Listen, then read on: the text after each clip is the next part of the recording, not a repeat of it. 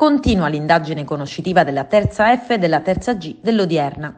I ragazzi dell'Istituto Superiore di Palma di Montechiaro hanno già conquistato un posto alla finale del progetto Concorso Senato e Ambiente, promosso dal Senato della Repubblica in collaborazione col Ministero dell'Istruzione e del Merito.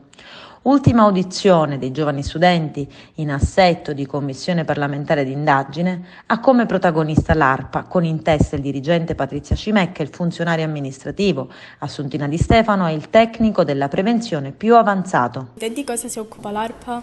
L'ARPA, la sigla Agenzia Regionale per la Protezione dell'Ambiente, è stata istituita nel 2001, quando sono state separate le competenze sanitarie da quelle ambientali. Prima le competenze ambientali erano accoppiate a quelle sanitarie e se ne occupavano le ASP con i laboratori di igiene e profilassi.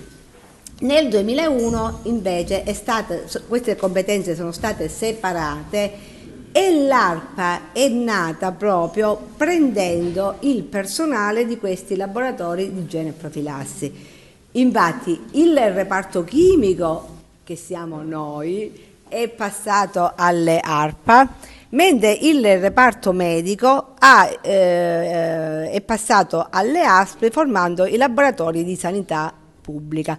E anche le competenze sono a questo punto state separate. Il laboratorio di sanità pubblica ha mantenuto le competenze sanitarie e quindi controllo per esempio delle acque potabili, degli alimenti, anche delle acque di balneazione. Mentre l'ARPA con i laboratori di igiene e profilassi reparto chimico ha conservato le competenze ambientali. Quindi noi ci occupiamo di ambiente. L'ARPA da poco, da qualche anno, è stata rimodulata. Non tutte le strutture fanno tutte le cose. Per esempio il controllo degli agenti fisici viene fatto solo a Palermo, quindi campi elettromagnetici e rumore per esempio è una competenza esclusiva di Palermo. Anche le centraline dell'aria vengono gestite direttamente da Palermo. Noi sul territorio ci occupiamo soprattutto dei controlli. In cosa consiste l'attività di monitoraggio dello stato dell'ambiente? Allora, il monitoraggio dello stato dell'ambiente è previsto sempre dal decreto legislativo 152, che sarebbe il testo unico ambientale. L'Europa soprattutto ha stabilito dei criteri a cui devono uniformarsi in un certo periodo di tempo tutte le regioni e l'Italia in generale, perché se non si raggiungono questi obiettivi di qualità saremo soggetti anche a sanzioni. Quindi perché è importante il monitoraggio? Perché si può capire solo lo stato di un corso d'acqua, del mare, dell'aria, eccetera, eccetera, se abbiamo dei dati costanti. E infatti questi monitoraggi sono in genere triennali. Così si vede nel corso del triennio come è cambiata e che caratteristiche hanno quei corsi d'acqua, per esempio.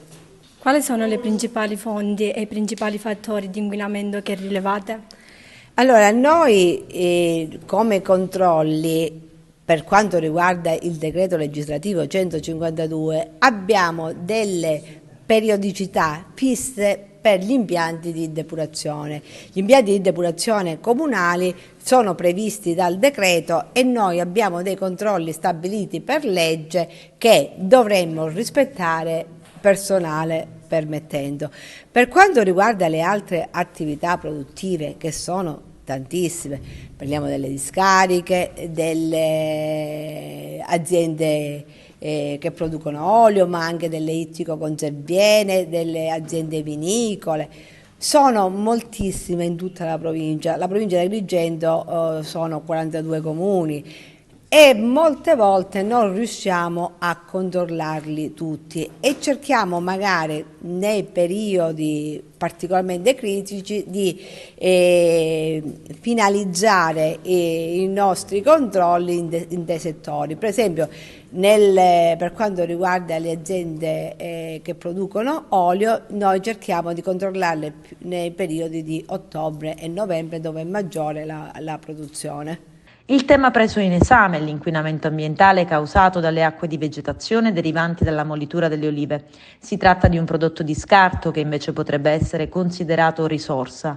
Troppo spesso accade che questa sostanza altamente inquinante venga sversata nel fiume Palma e nel fiume Naro. Per questi due fiumi è stato, oltre allo stato chimico che è stato rilevato buono, è stato controllato anche lo stato ecologico. Lo stato ecologico è stato sufficiente perché nello stato ecologico questo Limeco tiene conto di diversi parametri, fra cui l'azoto e il fosforo.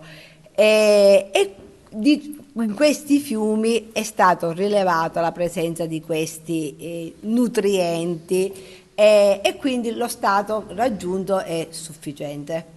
L'iniziativa si propone di promuovere tra i giovani i valori della tutela e della sostenibilità ambientale, di incoraggiarli a verificarne l'attuazione nel proprio territorio e di stimolarli a formulare proposte volte ad assicurarne il rispetto. Ed il compito degli studenti dell'Odierna è proprio quello di snodare e verificare la fattibilità delle varie soluzioni a questo problema. Le possibili soluzioni per le acque di vegetazione sono, oltre quella più veloce che per ora è prevista dalla legge dello spandimento sul terreno, potrebbero essere raccolte attraverso dei consorzi e poi riutilizzate magari separandole nelle varie frazioni con componenti pregiate come per esempio i polifenoli, che potrebbero essere riutilizzati nell'industria farmaceutica.